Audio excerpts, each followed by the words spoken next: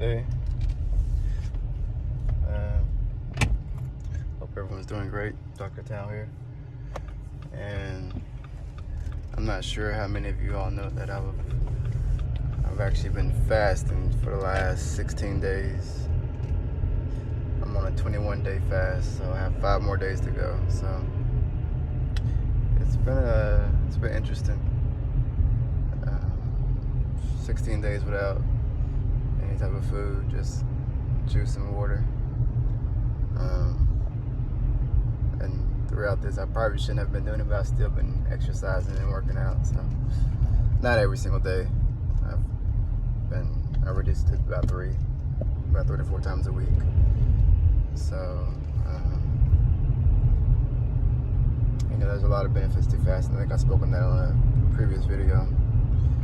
But yeah, it's definitely been interesting. This is definitely considering the fact that I don't really have much weight to lose. I don't have,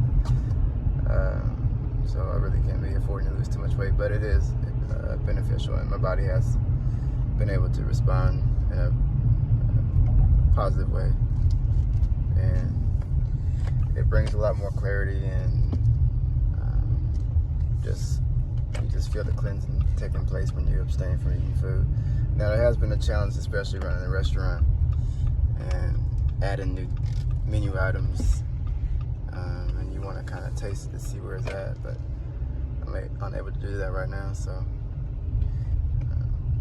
now, if you're new to fasting or never fasted before, I don't necessarily recommend jumping into a 21-day fast, but any type of time you take from abstaining from food outside of sleeping is going to be beneficial for you. It could be for some people do intermittent fasting, or you could just do maybe 6 hours where you just don't eat anything, or 8 hours, or however works for you. So yeah, so it's definitely been a challenge, but a good challenge.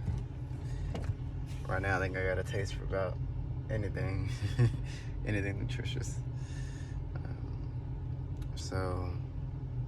But yeah, the fasting is the body getting rid of the things that are anti-life, so it pushes out the things that no longer allow it to, sustain itself. So that's when the diseases, those things are, pushed out the cells, and so you'll be surprised how often you use the restroom throughout the fast when you're not eating. And you're like, wow, I'm not eating anything, what's coming out? So you'll be surprised. And what it really shows is that we're all eating too much, really. The body doesn't need as much food as we may think. Most of us are overeating. And if we keep that in mind, then we'll have a lot of less diseases to deal with. Packing 3 meals a day and snacks in between 7 days a week. That's just too much. Men get these these so-called beer bellies when they get a certain age, but I refuse to let myself go like that. Your gut comes from not exercise necessarily, but from your diet. So you want to keep that in mind when you want to obtain a certain physique. You can go to the gym all you want, but you can't outwork a bad diet. So even the word diet is not really a word that I really favor that much, because the word die is in there. It should be called a livid, but another discussion. But yeah, so if you want to challenge yourself, maybe do a day fast. Choose a day of the week where you don't want to consume these solid foods, and see how that works for you. If you feel like that worked, then maybe try for 2. You don't prove anything to anybody necessarily, but just do it for yourself. If you have support, then that's great. So the thing about health is not supposed to be complicated. We've made it complicated with all the processed foods that we consume, and this lifestyle has told us to have a breakfast and a lunch and a dinner and then snacks and all this type of stuff. But the more we take from the earth, the more it's going to take from our health.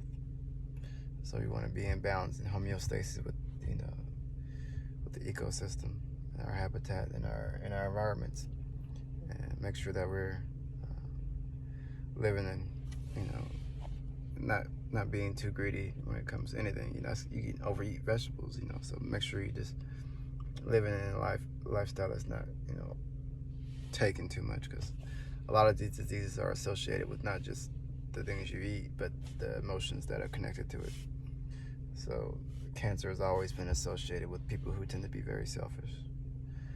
So you just want to keep an eye on those things emotionally, because the physical manifestation of these diseases, what we may call cancer or arthritis or things of this sort, of that sort, then they may not necessarily, the root cause of that is not necessarily what you're choosing to eat. It could be from emotional disposition. So keep that in mind. Every disease has a smell to it. Every disease has a emotional attachment, emotional component attached to it. So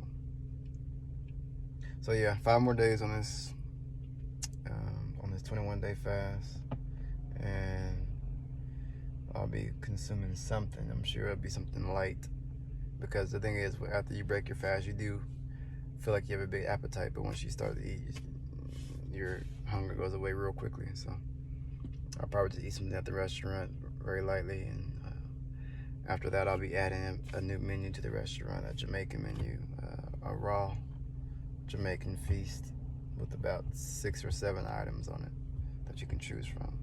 So I'm gonna do like an item plate basically. So just be on the lookout for that.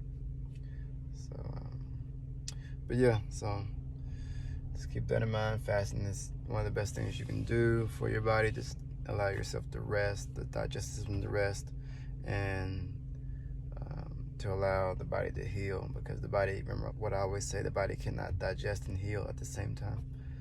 So it picks one or the other, and since we're always consuming food, the body can never go through a true healing process, which causes diseases over a long period of time. So if you feel like you need to get over a health obstacle or health challenge, then I would just say either stop or just minimize the amount of food you're consuming and watch how nature works for you. So with that said, remember, this is a lifestyle, not a diet, and I'll catch up with you guys later. Peace.